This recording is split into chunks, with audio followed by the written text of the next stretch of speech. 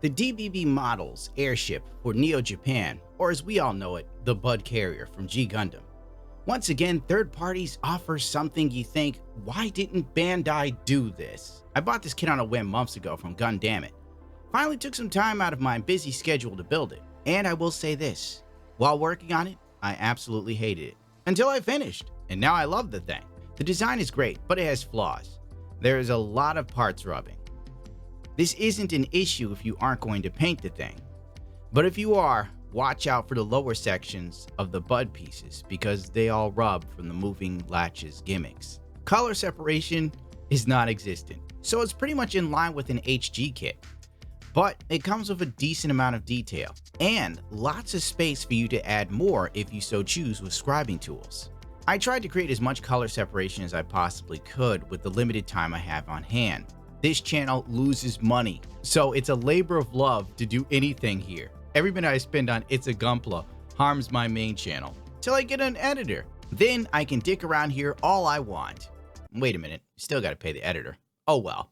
The plastic feels like ABS, which is strong, not very flexible, and it's a bit of a pain to paint, making parts fitment a real hit or miss in so many cases. On top of that, cleaning the plastic, sanding it off to make it adhere to the paint a little bit easier, another pain in the ass.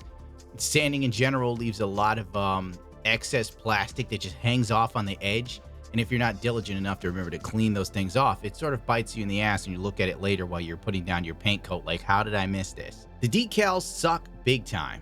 Oddly, there isn't enough decals for the longer pedals of the Bud Carrier. There are two little decals that go on the left and the right side. They only give you enough for 3 out of the 6 pedals. And the bottom hatch decals, I don't know what happened, but the decals I got were all for the left side.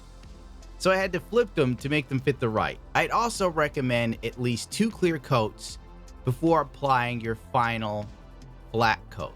Because if you're then going to mask off the inner details to do something like a shiny metallic steel like I did, your masking tape could rip a decal off the other side of the pedal. That happened to me. So 1 clear coat coverage over the decal is not enough for this. They also put a stand inside of the Bud Carrier. It's designed on the runner. Pretty clever in my opinion. And you get 2. If you ever need to, I doubt you will, but they're there, just in case you lose one. I think a latch mechanism with the top of the Bud Carrier would have been better so it could pop out and hold itself up. But this is a third-party company, and I doubt they have the cash to do amazing R&D for bootleg kits. It's currently $24.99 on Gundam, and frankly, if you love Gundam, it's worth the money. It's a diorama for a fistful of dollars. I highly recommend it, especially if you plan on painting it. It'll be a nightmare to mask, but if you work on resin kits, you already know the nightmare of masking. This is a great accessory to your God Gundam RG kit, especially if you're a fan of the series. It's a total hit. I'll cut them some slack for, the ABS plastic and areas with parts rubbing and fitment issues simply because they're third party. But overall, it's a pretty legit piece, and if painted well, it's actually a lovely desk piece. And you can open it up and people go, whoa, it's got a little robot in there. I didn't know you liked Transformers, Frank. And you have a conversation starter with someone you're not interested in speaking to. Well, that's going to do it for me.